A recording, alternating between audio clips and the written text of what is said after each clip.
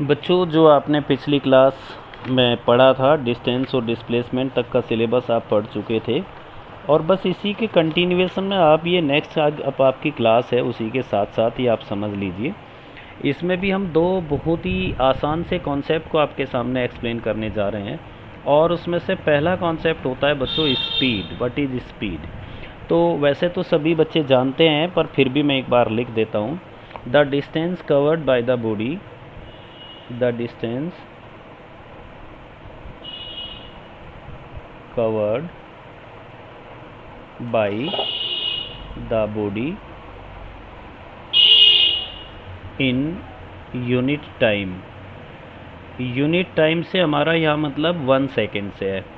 1 second में body के द्वारा कवर होने वाली डिस्टेंस को हम स्पीड कहते हैं। तो स्पीड का फॉर्मूला ये हो सकता है बच्चों कि स्पीड इज इक्वल टू बच्चों distance covered by the body in unit time. Unit time का हमारा मीनिंग है यहाँ 1 सेकेंड। तो स्पीड का फॉर्मूला बनता है डिस्टेंस कवर्ड, जितना डिस्टेंस कोई बॉडी कवर करती है, और डिवाइडेड बाय टाइम टेकन, उस बॉडी ने कितना टाइम उस डिस्टेंस को कवर करने में लिया है। इसकी यूनिट होती है मीटर पर सेकेंड, और it is a scalar quantity. अगर ये स्केलर क्वांटिटी है तो ये पॉजिटिव भी हो सकती है, पर ये कभी भी नेगेटिव नहीं हो सकती, और ये ज़ीरो भी हो सकती है। वही होगी उसमें ही रखेगा अंदर। हाँ, देखिए, if the body covers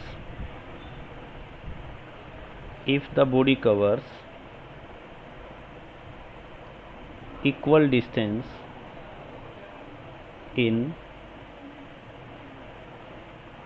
equal interval of time। बहुत अच्छी तरीके से इसको समझने की कोशिश करेंगे, क्योंकि एक बार आपको ये अच्छी तरह समझ आ गया तो फिर आपको आगे तक काम आएगा। बच्चों, एक बॉडी आपके पास ये थी,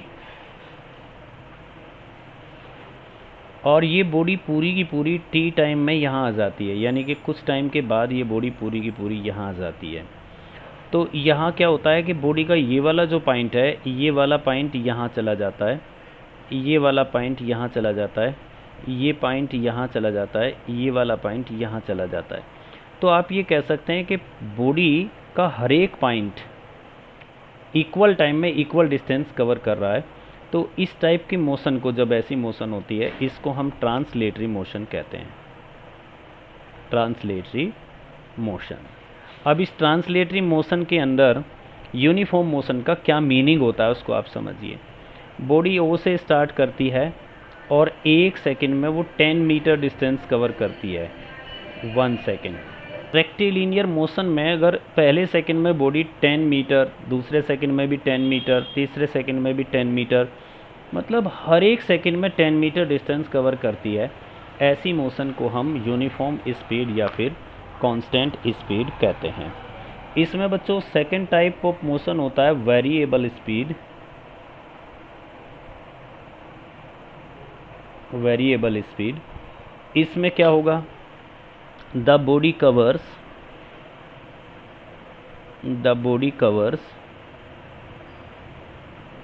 unequal distance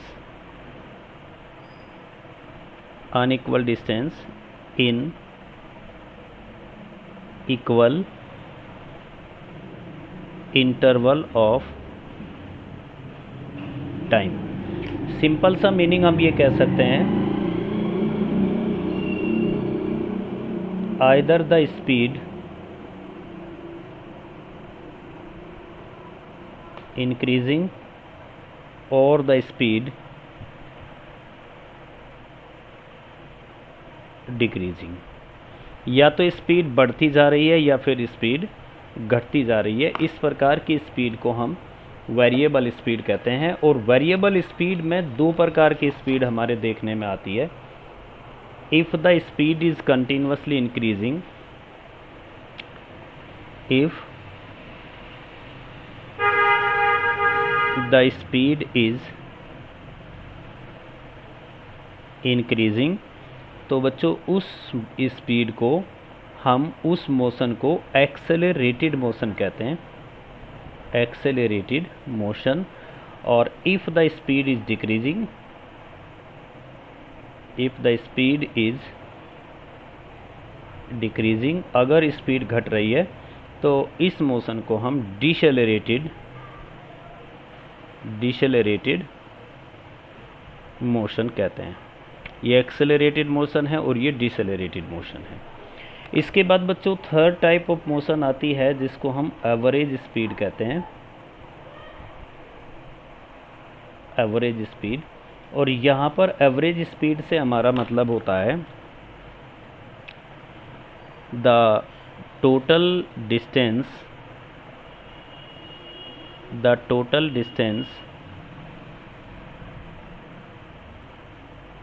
covered by the body, the total distance covered by the body is divided by the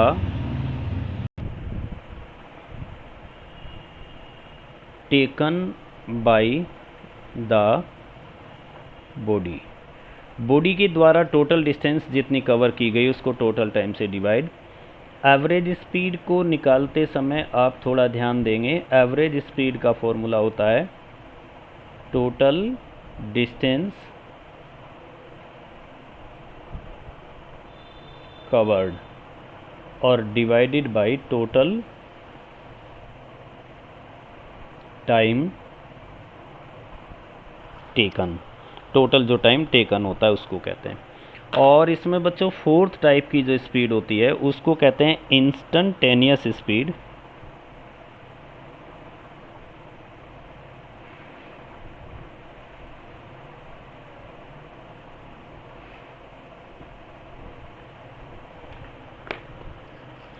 इसका मतलब होता है the speed of the body, the speed of the body at a particular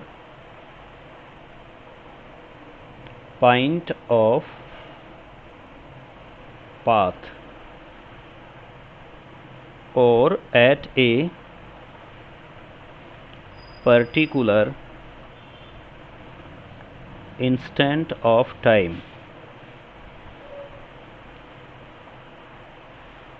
जैसे बच्चों मैं आपको एक एग्जाम्पल यहाँ देना चाहूँगा और इस एग्ज़ाम्पल को हम कुछ इस तरीके से दे सकते हैं। अगर कोई बॉडी मोशन कर रही है, मान लीजिए आप और हम दोनों या सभी बच्चे बड़का या बड़ौद के पास ही रहते हैं। ट्रेन बड़ौद से चलती है और उसका पहला स्टेशन बड़का का होता है।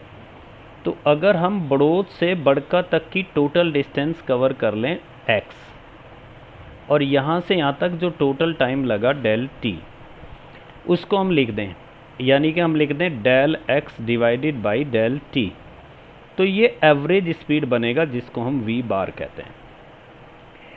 यहाँ बच्चों एक बात का ध्यान रखना है, सभी स्टूडेंट्स ध्यान रखें कि ये पोजीशन अगर हम बड़ौद की पोजीशन को x1 लेते हैं, बड़का की पोजीशन को x2 लेते हैं, तो यहाँ डेल x का मतलब है x2 माइनस x1। अगर बड़ौद वो t1 टाइम पर थी, 12 बजे थी, और यहाँ वो 12:05 पे है, t2 टाइम पे है, तो यहाँ पर del t is equal to t2 minus t1 होता है। मीन्स जो एवरेज स्पीड होती है, ध्यान देना मैं पढ़ा रहा हूँ इंस्टेंटेनियस, पर अभी एवरेज स्पीड का आपको लिख कर दिखा रहा हूँ। Average speed v bar is equal to del x divided by del t। तब बच्चों एक मैथमेटिकल ऑपरेशन होता है टेकिंग लिमिट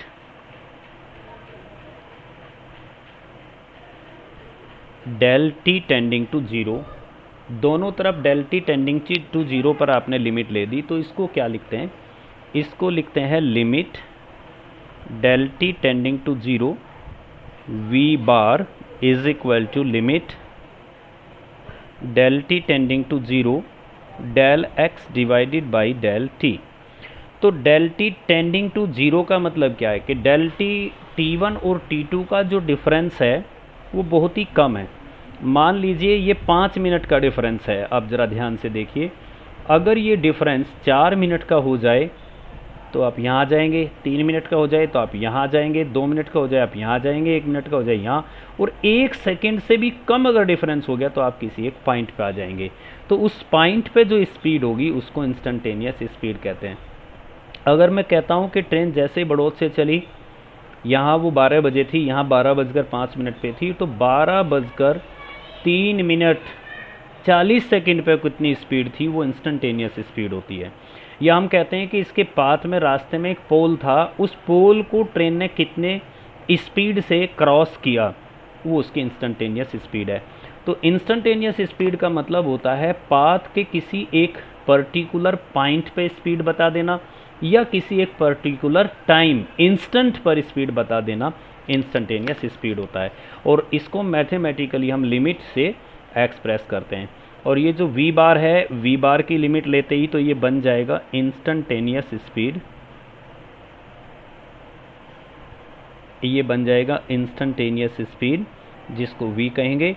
और इस पूरे के पूरे एक्सप्रेशन को हम मैथमेटिक्स में dx/dt कहते हैं। तो बच्चों एक माइनर सा डिफरेंस होता है, अगर आपने v = del x/del t लिखा है तो वो एवरेज स्पीड है, लेकिन अगर आपने dx/dt लिखा है तो वो इंस्टेंटेनियस स्पीड है।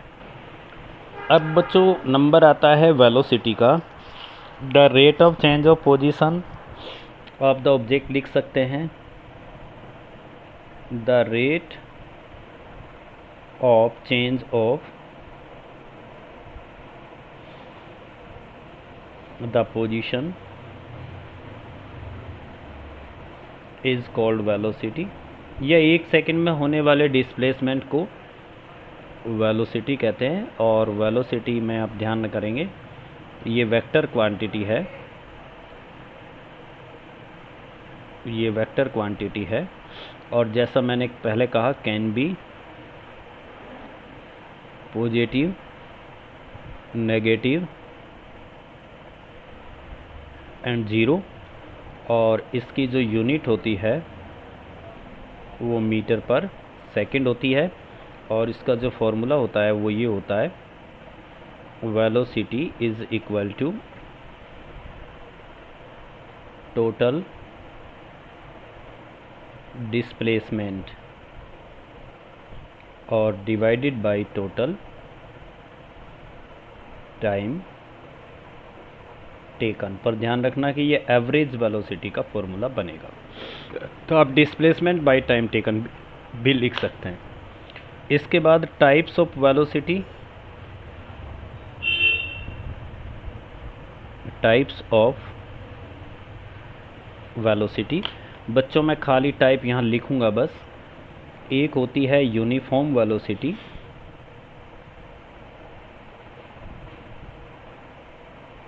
एक होती है नॉन यूनिफॉर्म या वेरिएबल, नॉन यूनिफॉर्म या फिर वेरिएबल वेलोसिटी।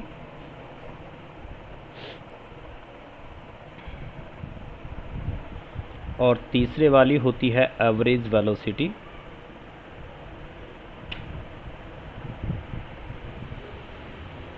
और चौथी होती है इंस्टेंटेनियस वेलोसिटी, इंस्टेंटेनियस वेलोसिटी। जिस तरीके से मैंने स्पीड वाले आर्टिकल में इन सब चीज़ों को एक्सप्लेन किया है, तो वही सब चीज़ें आपकी वेलोसिटी में भी एक्सप्लेन हो सकती है। तो इसको बार बार हमें बता के इस पर टाइम नहीं वेस्ट करना, तो आप इसको ध्यान से एक बार अच्छी तरीके से समझ लेंगे। इसके बाद बच्चों मैं एक एग्ज़ाम्पल आपको दूंगा जिससे कि आपको पता चले कि एवरेज स्पीड कैसे निकालते हैं या एवरेज वेलोसिटी कैसे निकालते हैं। एवरेज वेलोसिटी एग्जाम्पल्स, मतलब इसके कुछ एग्जाम्पल्स मैं आपसे स्टडी करूँगा। बच्चों एवरेज वेलोसिटी का जो केस फर्स्ट हो सकता है वो ये हो सकता है, मैं डायग्राम से आपको समझाऊंगा जिससे आपको समझ आ जाए कि डायग्राम के अनुसार वो क्या हो सकती है। देखिए बच्चों, अगर एक बॉडी O से चलना शुरू करती है और O से चलने के बाद वो S1 डिस्टेंस कवर करती है T1 टाइम में, और यहाँ ए पे आ जाती है। इसके बाद नेक्स्ट S2 डिस्टेंस कवर करती है T2 टाइम में और then it comes at point C।